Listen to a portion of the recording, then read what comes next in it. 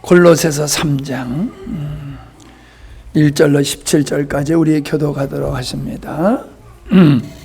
그러므로 너희가 그리스도와 함께 다시 살리심을 받았으면 위의 것을 찾으라. 거기는 그리스도께서 하나님 우편에 앉아 계시느니라.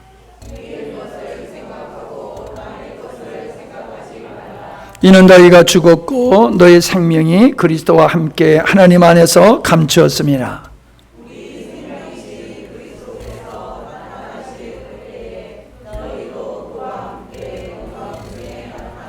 아멘. 그러므로 땅에 있는 지체를 죽이라. 곧 음란과 부정과 사욕과 악한 정욕과 탐심이니 탐심은 우상 숭배니라.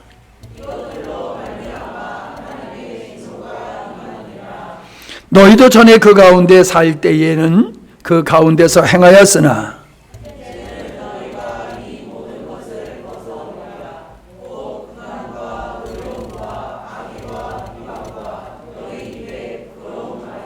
너희가 서로 거짓말을 말라. 옛사람과 그 행위를 벗어버리라.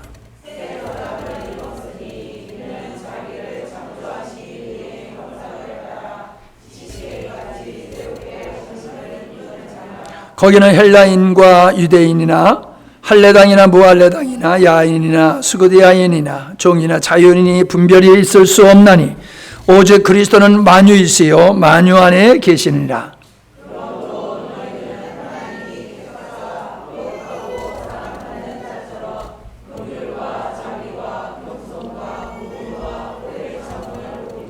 누가 네게 혐의가 있거든 서로 용납하여 피차 용서하되 주께서 너희를 용서하신 것과 같이 너희도 그리하고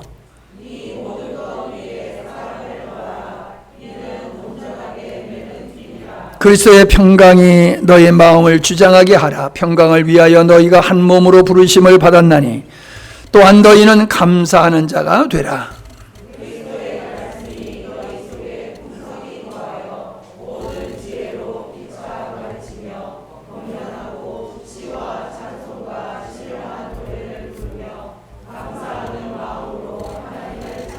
같이요. 또 무엇을 하든지 말에나 일에나 다 주 예수의 이름으로 하고 그를 힘입어 하나님 아버지께 감사하라. 아멘. 지난 주일날의 말씀에 이어서 오늘 말씀을 나누려고 합니다. 하늘의 시민권자, 반대로 십자가의 원수로 살아가는 사람. 이게 지난주에 말씀이었지요. 우리가 크게 착각하는 것이 십자가의 원수다라고 하면은 히틀러 같이 김일성이 같이 예수 믿는 사람들을 막 박해하고 죽이고 이런 사람만, 그리스도를 부정하는 어떤 그런 적그리스도와 같은 사람들만이 십자가의 원수된 삶을 살아가는 자다, 이렇게 생각하기가 쉽습니다. 그런데 우리가 지난 주일날 살펴본 것과 같이 바울은 육체를 신뢰하지 않는다, 육체를 신뢰하는 자가 개다, 그렇게 이야기하고 있음을 우리가 살펴보았습니다. 즉 육체를 신뢰하는 것, 그 육체는 곧 배설물과 같고 믿음의 생활하는 데 있어서는 독이 되는, 해가 되어지는 그런 것인데, 그런 육체를 신뢰하는 것이 하나님 앞에 원수된 것이다 라고 하는 거예요. 우리는 그걸 동의를 잘 하지 않습니다. 우리의 정서는 그 정도가 아니란 말이에요. 네로와 같이, 바로와 같이 그렇게 교회를 박해하는 사람만 십자가의 원수라고 생각하지, 육체를 신뢰하는 게 뭐가 그렇게 큰 죄냐, 이렇게 생각을 하는 게 우리의 정서인 것 같아요. 근데 생각해 보십시오. 아담이 범죄한 것이 뭐가 그렇게 대단한 죄악이었습니까? 아담이 범죄한 걸 늘 얘기하지만은 그게 바로 육체를 신뢰하고 살겠다는 것이거든요. 하나님을 의지하며 사는 거 그거 그만두겠습니다. 내 스스로 나를 신뢰하고 살겠습니다. 내 능력으로 살겠습니다. 그것이 바로 선악과를 따먹게 된 동기라는 거 우리 잘 알고 있잖아요. 그렇다라고 하면은 그 육체를 따라 산다고 하는 것, 육체를 신뢰하고 자기 자신을 목적으로 사는 게 십자가의 원수다라고 하는 것이 그게 과한 말씀이 아니다라고 하는 것을 우리가 이해할 수가 있지 않습니까? 결국 노아 홍수 때에 심판한 것도 육체가 된 사람들을 심판했다는 거예요. 육체가 된 사람들을. 그러니까 우리가 육체를 신뢰하는 사람을 개다, 손헬랑이다, 손할례당이다 라고 하는 것을 가볍게 여기서는 안 된단 말이에요. 성경에서 개라고 하는 것은 아주 심히 모욕적인 표현이란 말이죠. 개로 표현하는 것은 아주 가장 저주스러운 표현이다 이렇게 볼 수 있는 거예요. 그렇게 육체를 신뢰하고 자기를 위해 사는 것이 하나님이 봤을 땐 혐오스럽고 저주스럽고 예수님께서 십자가를 지시는 것을 무력화, 부정하는 것이 얼마나 그게 악한 것이고 죄악된 것이냐라고 하는 것을 우리가 뼈저리게 인식을 해야지 된다라고 하는 것이죠. 그럼에도 불구하고 대다수의 그리스도인들은 육체를 따라서 육체의 욕망을 따라 살고 있다라고 하는 것이 너무나도 안타깝고 그렇기 때문에 하나님의 영광을 보지를 못하는 거예요. 오늘도 상담을 하고 가셨는데 자기 나름대로는 신앙생활을 열심히 했다고 생각하는 거예요. 나는 신앙생활 열심히 하고 최선을 다했는데 남편이 너무너무 나를 힘들게 한다라고 얘기를 하는 거예요. 일부분은 맞는 얘기겠지만은 내가 상담을 하면서 대부분의 많은 사람들을 만나서 느끼는 게 뭐냐 하면은 나는 신앙생활 잘했다라고 자부심을 갖고 있다는 거예요. 그런데 내가 보기에는 육체를 신뢰하는 삶을 살아왔어요. 자기를 부정하고 주님을 의지하면서 산 삶이 아니라 자기 노력으로 열심히 가정을 세워보려고 하고 사람을 변화시켜 보려고 하고 감동을 주려고 하고 애를 쓰다 결국은 이제 더 이상은 나 못하겠다라고 하면서 두 손 두 발 다 든다란 말이에요. 믿음의 생활을 자기를 부정하고 그리스도로 사는 것이 이게 복음인데 복음을 제대로 모르다 보니까는 육체를 신뢰하면서 살아온 그 삶을 정당화하고 떳떳하게 여기고 나는 이렇게 의롭게 믿음의 생활을 잘했어라고 착각들을 하시더란 말입니다. 대부분의 사람들이 그래요. 우리는 분명히 육체를 신뢰하는 것 그것은 하나님 앞에서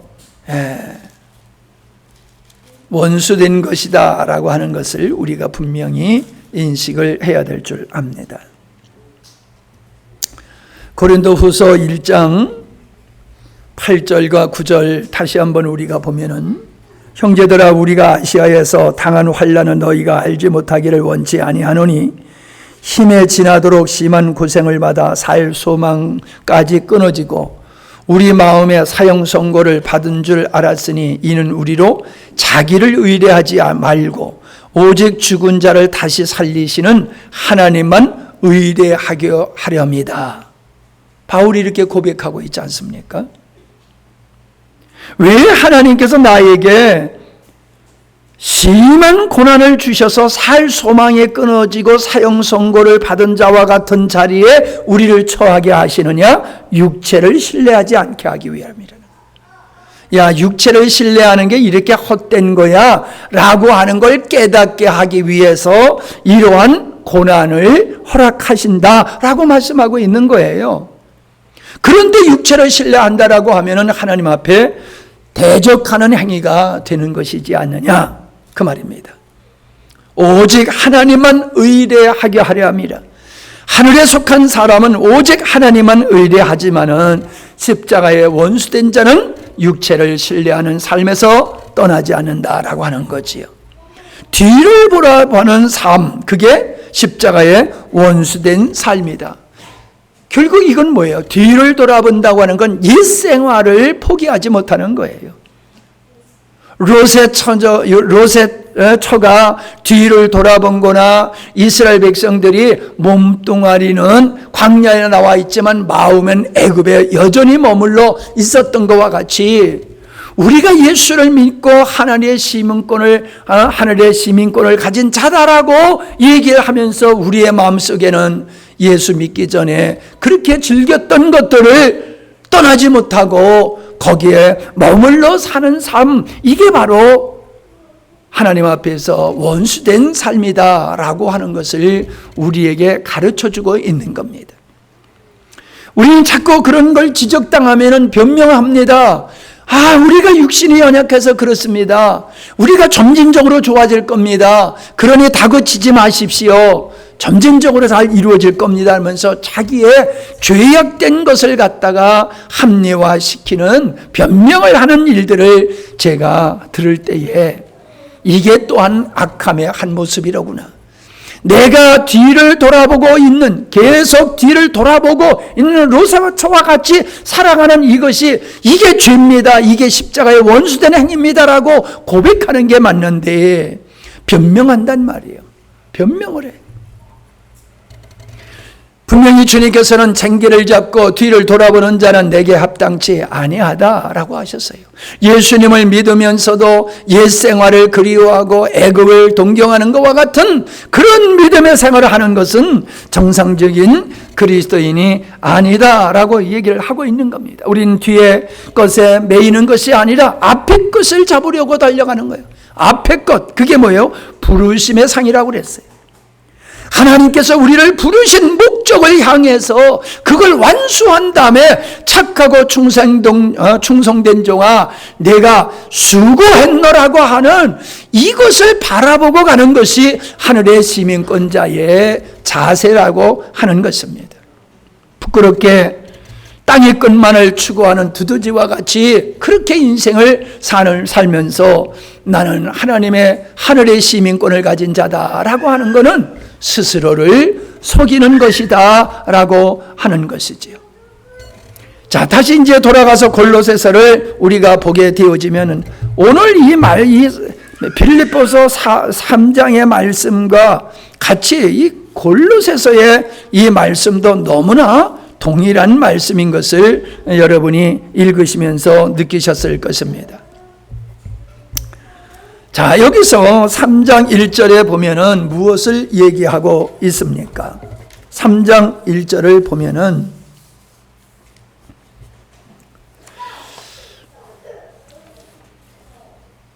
하늘의 시민권자의 모습을 얘기하고 있는 거지 않습니까? 그리스도와 함께 다시 살리심을 받았다. 다시 살리심을 받았다. 그리스도와 함께 죽었고 그리스도와 함께 부활에 참여한 자로서 하나님의 생명을 가진 자가 바로 하늘의 시민권자다. 그 얘기지요. 그리고 하늘의 시민권을 가진 사람은 육체를 신뢰하고 사는 것이 아니라 바로 생명이신 그리스도로 살아가는 삶이 이게 바로 하늘의 시민권자의 삶이다라고 하는 거예요. 그러면서 이 부르심의 상이 10절에서 분명히 얘기하고 있지 않습니까? 창조하신 자의 형상을 쫓아 그리스도의 분량까지 성장하는 것이 우리를 부르신 분의 목적이다라고 하는 것을 이야기해 주면서 이렇게 거듭난 새로운 하늘의 시민권자 된 사람들은 그렇게 사는 것이다 라고 말씀을 해주고 있음을 보게 됩니다. 2절을 보십시오. 2절을 보면은 위의 것을 생각하고 땅의 것을 생각하지 마라. 여러분, 내가 생각하고 있는 게 납니다. 내가 무엇을 생각하느냐, 그게 곧 나예요. 땅의 것을 생각하고 있다고 하면 이 사람은 육에 속한 사람이지요. 요한계시록에 보면 땅에 속한 자와 하늘에 속한 자, 그 둘로 나눠져 있어요. 누가 땅에 속한 자냐, 누가 하늘에 속한 자냐? 간단해요. 그가 생각하는 것이 땅의 것을 목적으로 땅의 것을 추구하며 산다고 하면 그는 땅에 속한 자이고, 하나님의 것을 생각하면서 부르심의 푯대를 향해서 달려간다라고 하면은 그 사람은 하늘에 속한 사람이다라고 하는 것을 볼 수가 있습니다. 3절을 보시면은 너희가 죽었다고 말하고 있어요. 너희가 죽었다. 여러분, 너희가 죽었다. 살아있는 사람을 향해서 너희는 죽었어라고 말하고 있잖아요. 바울도 자기를 가리켜서 나는 그리스도와 함께 십자가에 못 박혀 죽었어라고 말하고 있어요. 여러분, 죽은 사람은 말이 없습니다. 산 사람이 말이 있지요. 죽은 사람은 말이 없어요. 다시 말해서 육적으로 세상 것이 헛됨을 알고 자기 육체를 신뢰하며 사는 것이 하나님 앞에 원수된 것을 알고 내가 주인되고 내가 목적된 삶을 끝장낸 사람은 죽었다는 거예요.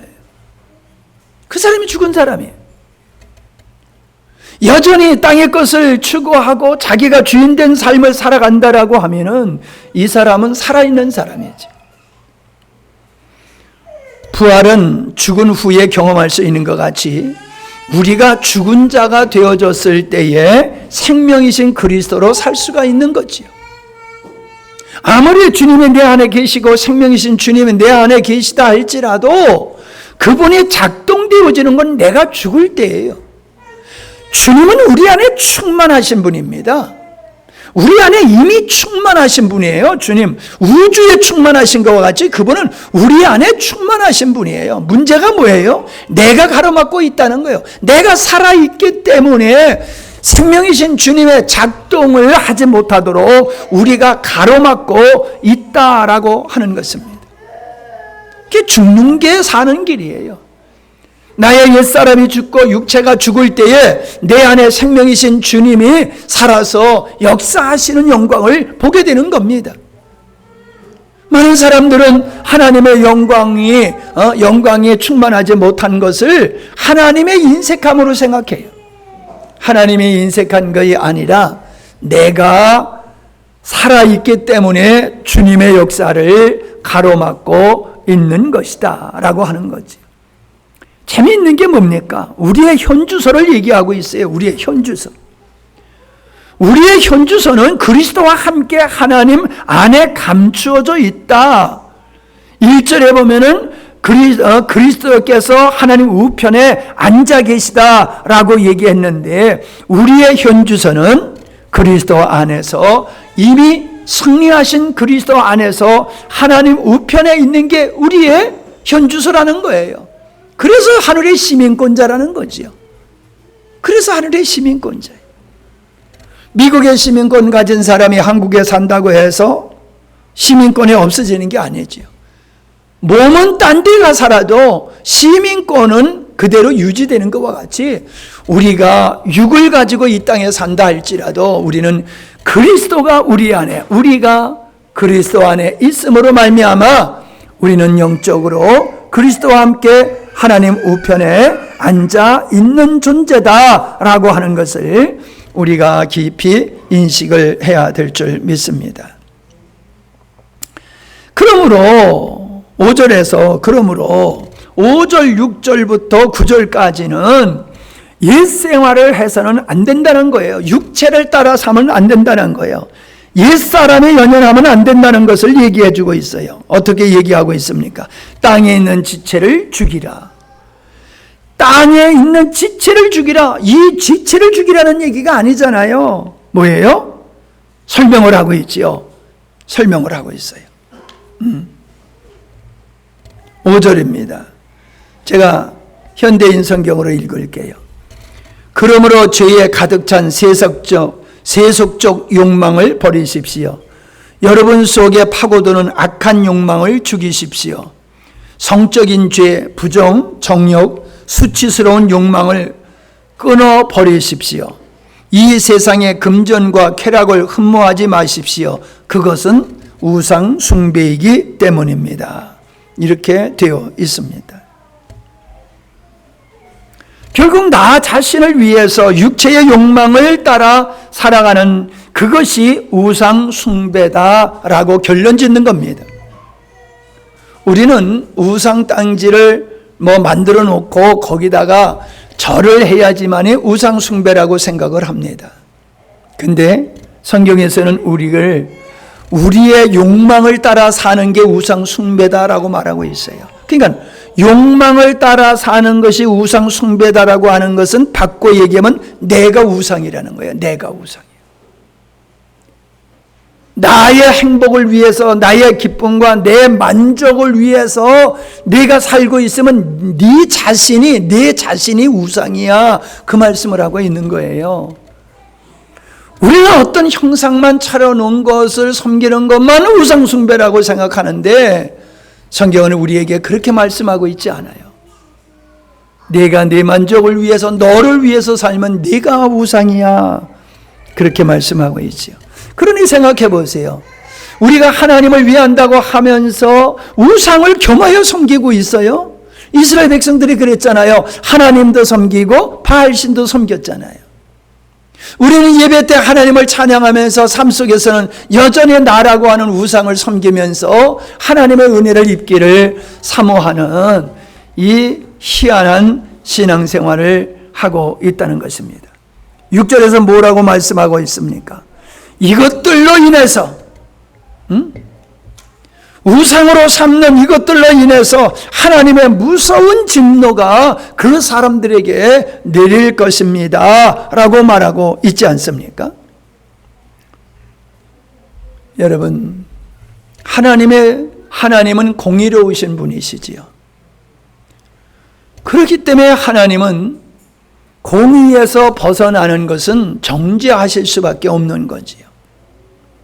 하나님을 온 마음 다하여 경배할 인간들이 하나님을 경배하는 게 아니라 자기 자신을 우상으로 삼고 살아가는 그 꼴을 하나님은 보실 수가 없는 거예요. 그래서 질투하는 하나님이라고 그러셨잖아요. 질투하는 하나님.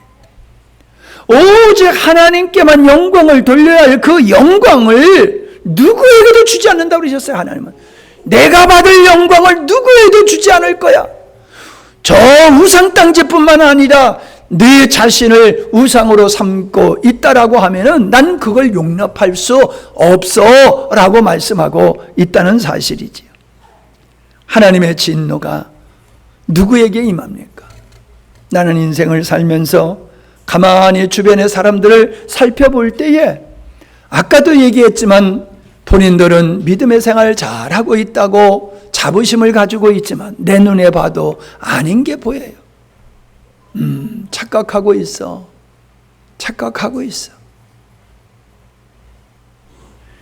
마땅히 진노를 받을 만한 위치에 우리가 있으면도 그거를 깨닫지를 못하고 있을 뿐이라는 겁니다. 하나님께 사랑의 매를 맞으면서 내가 왜 사랑의 매를 맞고 있는지를 모르는 그리스도인들이 적지 않게 있다라고 하는 것입니다. 7절에 보면은 우리가 과거에 어떻게 살았느냐? 바로 하나님의 진노를 쌓는 삶을 우리가 살아왔다. 그러니까 이제는 이것을 벗어버려야 된다. 하나님의 진노를 받는 이러한 악한 행위들을 우리가 벗어버려야 된다. 그러면서 쭉 설명을 하고 있지 않습니까? 현대인 성경으로 읽을게요. 그러나 지금은 분노와 증오와 저주와 더러운 말과 같은 때 묻은 옷을 벗어 버릴 때입니다. 9절, 거짓말로 서로 속이지 마십시오. 거짓말은 모든 악행만을 일삼던 여러분의 대명사였습니다. 그러나 지금 그 옛사람은 죽었습니다. 우리가 옛사람이 죽었다라고 하면 옛사람의 행위가 나와서는 안 된다는 거예요. 근데 옛사람은 죽었다고 하면서 옛사람의 행위가 나온다는 것은 자꾸 살아나는 거지요. 그래서 바울이 날마다 죽노라고 그랬잖아요. 날마다 죽노라. 우리가 분명히 죽었습니다. 그러나 또 내가 살아날 때가 왕왕 있어요. 여러분, 살아나지 않으면 좋겠지만은 살아날 때는 빨리 십자가로 나의 옛사람을 던져버려야 될 줄 압니다. 거짓말. 이 거짓말은 옛사람의 대명사라고 그랬어요. 옛사람의 대명사. 옛사람의 특징이 뭐냐? 거짓말이다. 여러분, 옛사람은 마귀에게 속한 사람이에요. 마귀는 거짓말의 아비라고 그랬어요. 그래서 거짓말을 잘하는 사람은 마귀에게 속한 사람이에요. 거짓말을 잘하는 사람이 있죠. 예? 입만 열면 거짓말하는 사람이 있잖아요. 저 서울의 어떤 사람들. 참 어쩌면 그렇게 거짓말을 국민을 향해서 한두 사람을 향해서 거짓말을 하는 게 아니라 온 국민을 향해서 거짓말을 하잖아요. 얼굴색 안 보내고. 근데요, 더 놀라운 거는 그 거짓말을 철석같이 믿고 거짓말하는 그 사람을 그냥 죽자 사자 따라가는 사람들이에요. 근데 그 사람들이 한두 사람이 아니란 말이에요. 한두 사람이. 우리 국민의 40%가 그 거짓말을 믿고 추앙하고 따라가고 있다는 거예요. 나는 이게 어떻게 이런 일이 벌어질 수가 있는가? 어떻게 이렇게 거짓말을 잘할 수 있고 어떻게 이 거짓말을 그렇게 믿고 지지하고 따라갈 수 있는가? 이유를 찾아보니까 결국 뭐예요? 예수님을 십자가에 못 박기 위해서 그 지도자들이 거짓말을 유포했을 때에 거짓말을 그대로 믿고 예수님을 십자가에 못 박아 죽이라고 외쳤던 분별 없었던 그 시대의 사람이나 지금도 분별하지 못하고 거짓말을 진리로 믿고 진리는 받아들이지 않는 이 어둠에 속한 사람들, 어둠에 속하지 않고야 어찌 이런 일이 이 21세기에 일어날 수 있겠는가? 여러분, 청문회를 하면서 뭐 조그만 흠만 있어도 그거 가지고 난리 치면서 그건 게임도 안 되는 엄청난, 누가 그래요? 당군 이래의 부정이라고. 당군 이래의 부정이라고.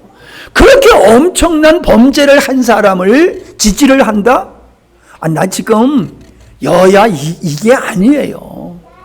지금 거짓말에 대한 얘기를 하고 있는 거. 예를 들어서 지금 이 시대의 사람들이 거짓말을 하기도 하지만은 거짓말을 안 한다 할지라도 거짓말을 너무나도 잘 믿고 속고 살고 있다는 거예요. 왜요? 거짓말의 영에 사로잡혔기 때문에 그래요. 거짓말의 영. 진리의 영에 있는 사람은 분별이 와요. 어떤 것이 진리고 어떤 것이 거짓말인지 분별이 와요. 그냥 분별이 와요. 하나님의 영에 있는 사람들은. 그런데 어둠의 영에 있는 사람들은요, 분별이 안 와요. 그래서 따라가는 거예요. 그래서 이단에 빠지고, 그래서 잘못된 선택을 하고 이 사회가 갈수록 어지러워지고 있다는 거죠. 여러분, 기대하지 마세요. 이 사회가 여러분이 기대하는 것만큼 좋은 사회가 될 수가 없습니다. 왜요? 마지막 때가 가까워오기 때문에 그래요. 마지막의 때가 가까우기 때문에 원수 마귀들은 더 피치를 올려서 거짓말로 많은 사람을 미혹한단 말이에요. 미혹. 성경에서 그랬잖아요. 미혹한다고요. 갈수록 많은 사람을 미혹해요. 한두 사람이 아니에요. 집단적으로. 집단적으로.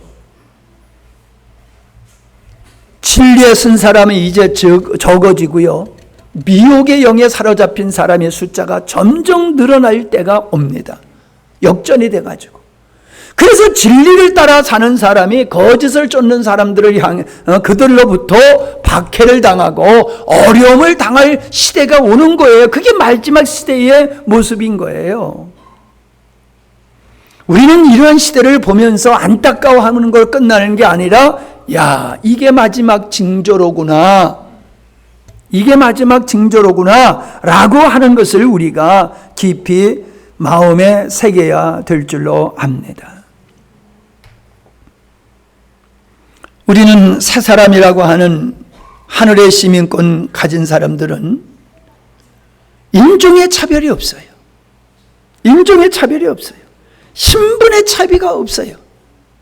남녀의 차별이 없어요.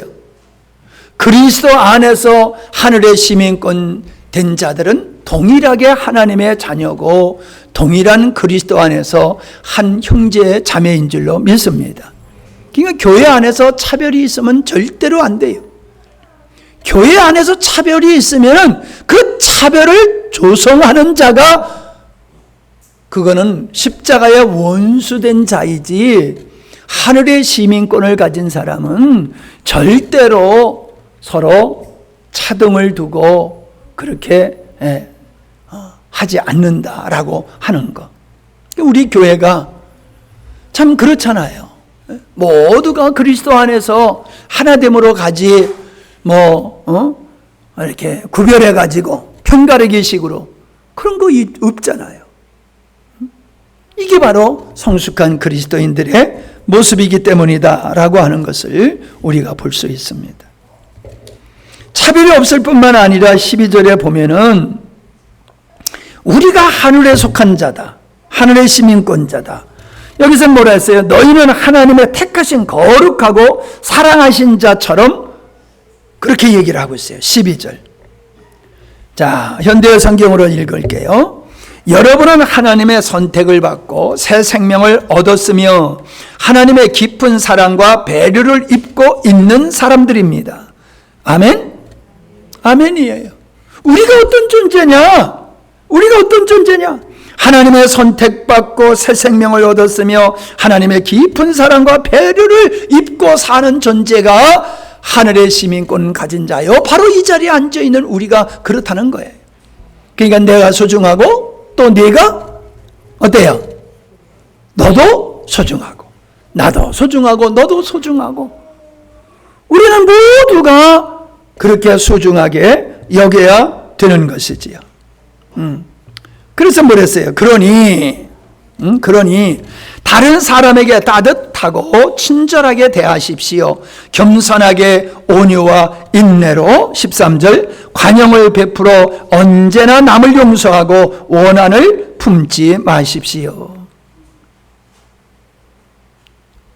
남하고는 쉽게 가시는데 가까운 사람하고 틀어지면 참 이게 화목하기가 참 어려워요. 근데 뭐라고 그랬습니까? 주께서 여러분을 용서하신 것을 기억하고 여러분도 다른 사람을 그렇게 용서하십시오. 14절입니다. 무엇보다도 중요한 것은 사랑에 넘치는 생활을 하는 것입니다. 무엇보다도 겸손과 원의와 인내와 관용, 용서, 원한을 품지 않는 거, 이게 다 좋아요. 근데 무엇보다도 중요한 것은 사랑에 넘치는 생활을 하는 것입니다. 이 쉽게 얘기하면 이거지요. 사랑이 기초야, 그 말이에요. 사랑이 있게 되어지면은 친절하게 되고 겸손하게 되고 온유하게 되고 인내와 관용을 베풀고 다른 사람의 잘못도 용서하고 용납하게 된다. 무엇이 있으면?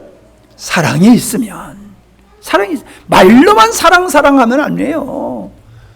사랑은 말로 하는 게 아니에요. 내 안에 주님의 사랑이 있으면은 그 사랑의 열매가 맺어지는 거예요. 사랑의 열매가. 그게 사랑장 고린도 전서 13장의 사랑은 하면서 쭉 얘기하잖아요. 우리 안에 사랑, 그리스도의 사랑이 있으면은 그렇게 나타나는 거예요. 온유와 겸손과 절제와 화평함으로. 사랑의 열매로 맺어진다는 것을 말씀하고 있어요. 근데 더욱 재미있는 것은 14절의 끝에 뭐랬냐면은 이는 온전하게 매는 띠니라. 띠니라. 예. 이스라엘 사람들은 이렇게 통으로 짠 옷을 입었잖아요. 예. 팔 내놓고, 예. 목 뻥 뚫어가지고 목 쭉 집어넣고 통째로 된. 그래서 걸어다니기가 불편하단 말이에요. 그래서 이렇게 붙들어 매고 일하게 되고 달리게 되면 들어 올려가지고 붙들어 매가지고 편리하게 했잖아요. 그러니까 사랑이라고 하는 것은 사람과 사람을 하나로 묶는 역할을 하는 거다. 온유와 겸손과 인내와 참음, 용서 이런 것들도 다 하나로 이루어지게 하는 것이 바로 사랑이라고 하는 띠를 통해서 이루어지는 것이다 라고 말씀을 하고 있습니다. 예. 15절에 두 가지를 권면하고 있죠. 그리스도의 평강에 너의 마음을 주장하게 하라. 그리스도의 평강이 너의 마음을 주장하게 하라. 여러분, 우리 마음이 평안한 상태는 주님 안에 거하면 우리 마음이 평안해요. 근데 내 마음이 평안하지 아니하는 거는요, 주님 안에 거하고 있지 않는 거예요. 내 마음이 이게 저울과 같아요.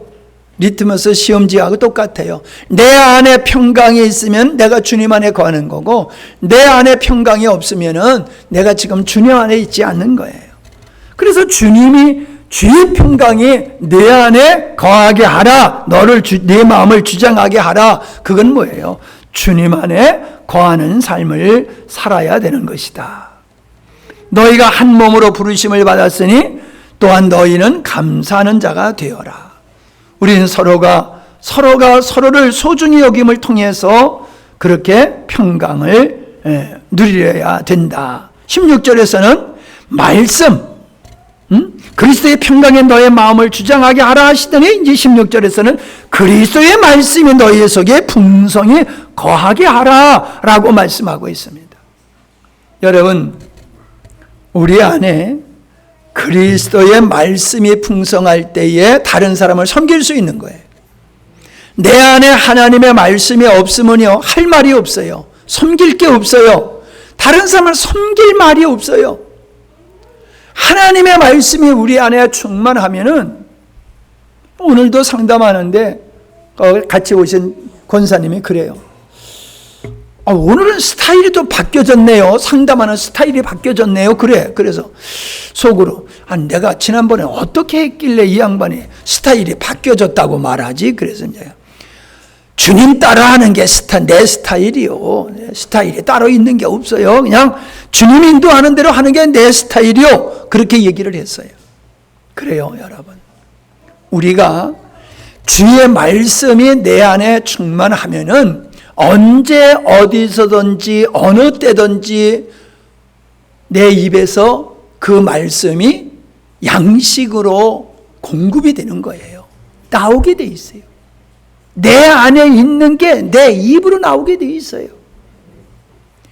머리를 써서 이 머리에서 끄집어내가지고 하는 게 되면 안 돼요. 머리에 있는 것이 아니라 가슴에 있는 것, 마음에 있는 말씀이 내 입을 통해서 나올 때에 다른 사람을 살리는 말씀이 되어지더라라고 하는 걸 전 늘 경험하면서 살아요. 그런데 내 입에서 말씀이 안 나와. 샘을 팠는데 샘이 조금 파니까는 물이 퐁퐁퐁퐁 나오더니 안 나와. 그런 샘물이 되면 안 된다는 거예요. 계속해서 낮이고 밤이고 며칠 퍼도 물이 끊지지 아니하고 나오는 샘물과 같이 우리 안에 내가 주님 안에 거하고 주의 말씀이 내 안에 충만하면은 언제나 필요함을 따라서 말씀이 나오는 줄로 믿습니다. 여러분, 우리가 그 정도가 돼야 돼요. 응? 여러분, 우리가 그 정도가 되기를 위해서 힘써야 돼요. 말씀 잘 듣고 아멘 한 것 가지고 만족하면 안 돼요. 어떤 사람을 만나든지 그 사람을 진단하면서 그에게 필요한 처방의 말씀이 배고픈 자에게는 말씀, 상처받은 자에게는 치료의 약으로서 말씀이 내 안에서 나와야 돼요. 내가 늘 그러잖아요. 난 별로 머리가 좋지 않아서 머리 좋은 사람 보면 내가 기가 죽었다고 그랬잖아요. 뭐 변호사, 의사, 뭐 이 사자 들어가는 사람들 보면요, 예? 교수들 이런 사람들 보면 내가 기가 죽었어요. 기가 죽었어요. 그런데 그분들은 세상적인 그 분야에 탁월한 지식을 가지고 있는 거지 하나님의 말씀에는 탁월하지 못해요. 인생에 있어서도 탁월하지 못해요. 왜? 하나님의 말씀이 없으니까는 그 인생에 성숙하지를 못해요. 난 그걸 보고서 내가 할 일이 이건데 이게 저분들에게는 없네. 세상적인 지식은 많지만은 인생이 바로 살고 바른 믿음의 생활을 하는데 필요한 말씀은 없네.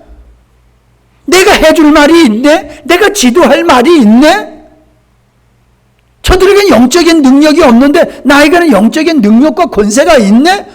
그러니까 나는 저 사람들을 섬길 수 있어. 지도할 수 있어. 이게 내 안에서 형성이 돼버리는 거예요. 자동적으로. 그 다음서부터는 그런 사람들을 만날 때 내가 위축이 안 돼요. 몇 마디 해보면 역시 믿음의 삶과 인격과 영적 상태가 수준 이하야. 사회적인 지위보다도 영적으로 보면, 인격적으로 보면 그 사회적인 지위만큼 생활을 못하고 있어요. 그러니까 내가 담대하게 하나님의 말씀을 전하는 거지요. 그럼 그분들은 하나님의 말씀을 듣고 감동을 받고 은혜를 입고 변화가 되고 막 이러는 모습을 보면서 이러니까 내가 목회하지 세상 지식으로 한다면 난 목회 못해. 막 이러는 거예요. 여러분, 성도에게는 하나님의 말씀이 이 샘솟는 마음에 있어야 돼요. 다시 말해요. 머리에서 나오는 건 아니에요. 기도할 때도 여러분 머리의 것 가지고 하면 안 돼요. 에? 마음에서 나오는 거로 해야지. 그런데 영연자매 기도하는 거 보니까 엄마같이 하나님 아버지는 왜 이렇게 찾아? 어지러워. 하나님 아버지를 너무 많이 찾아가지고 내가 어지럽더라고. 이건 나무로 그런 게 아니야. 이게 습관이야. 이게 생각하는 그 타임에 하나님 아버지를 찾는 거거든. 내가 이해를 해. 하나님 아버지 어디 불러 쌓는 게 아니라 이렇게 내 안에 이렇게 말씀을 주님이 나에게 주시는 말씀을 생각할 때에 그 타임을 가만히 있기가 뭐하니까는 하나님 아버지 그러면서 또 생각하면서 마음에 있는 걸 끌어내가지고 하는 거거든요. 찬양도 마음에서 우러난 찬양돼야 되고 기도도 마음에서 나오는 것이 돼야 되고 말씀도 마음에서 영혼에서 솟아나는 것이 그게 생수가 되는 거지요. 머리에서 나오는 건 생수가 아니에요. 아멘. 머리에서 나오는 건 생수가 아니에요. 내가 다른 분들 이렇게 마음을 이렇게 듣다 보면 느끼는 게 그거야. 저 사람은 머리에서 나오는구나. 머리에서. 그러니까 깔깔해. 생수가 되지는 못해. 영혼을 깨우지를 못해. 영혼의 가람을 해결하지를 못해. 뭐가 풍성하긴 한데 여전히 공허한 거는 똑같아. 생수가 아니기 때문에 그래요. 영혼에서 나오는 것이 아니기 때문에 그래요. 여러분, 이 영혼에서 나오는 거는 머리가 좋아야지 되는 게 아니에요.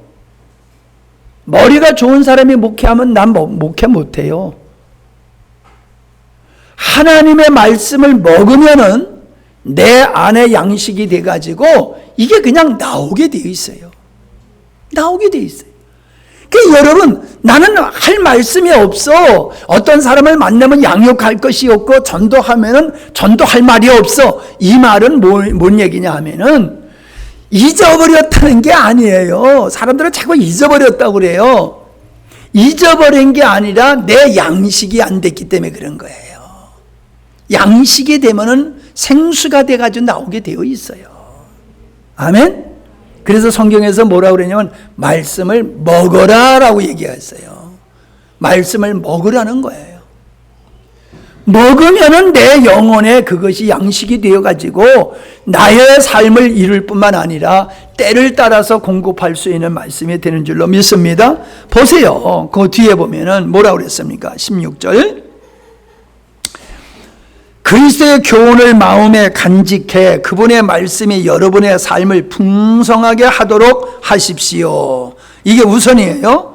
그리고 그 말씀으로 지혜롭게 되어 서로 가르치고 서로 충고하고 시와 찬미와 신령한 노래를 부르며 감사에 넘치는 마음으로 주님을 찬양하십시오 라고 말하고 있어요. 그러니까 우리가 하나님의 말씀으로 충만하게 될 때에 그 충만한 계시의 말씀으로 서로가 서로를 섬기는 거예요. 서로 권면하는 거예요. 피차 가르치고 권면하고, 그 다음에 시와 찬미, 시편, 하나님의 주신 간증, 이거 다 해당될 수 있는 거지요. 시와 찬미와 신령한 노래를 부르며 마음에 감사함으로 하나님을 찬양하라. 하나님을 찬양하라. 그러니까 우리가 모였을 때에 이런 모임을 가져야 되는 거예요. 영광스러운 교회로 성장하기 위해서는 우리가 이런 스타일로 살아가야 되는 거예요. 먼저는 내가 하나님의 말씀으로 풍성해야 되는 거예요. 하나님의 말씀으로 풍성하면서 언제나 생수가 펑펑펑펑펑 솟아나서 성도들이 모이기만 하면은 그냥 은혜가 넘치는 이런 역사가 일어나야 된다는 거예요. 그렇게 해야지 영광스러운 교회가 된다는 거예요. 말씀만 잘 듣는 거 가지고 되는 게 아니에요. 먹어야 돼요. 자, 그러면 뭐라고 그랬어요? 무슨 일을 하든지 무슨 말을 하든지 그리스도의 이름으로 하라 그랬는데, 여기 그리스도의 이름으로 하라고 하는 것은 예수의 대리인으로 하라는 거예요. 예수님의 대리인, 보냄을 받은 자로서, 사도로 보냄을 받고 주님께서도 사도로 이 땅에 보냄을 받은 자와 같이 우리는 내가 하는 일을 내 마음대로 내 뜻대로 내 생각대로 한 게 아니라 나를 보내신 분의 대리인으로 하라는 거예요. 대리인으로. 무슨 일을 하든지 무슨 말을 하든지 내가 하고 싶은 말을 하지 말라는 거예요. 내가 하고 싶은 거를 하지 말라는 거예요.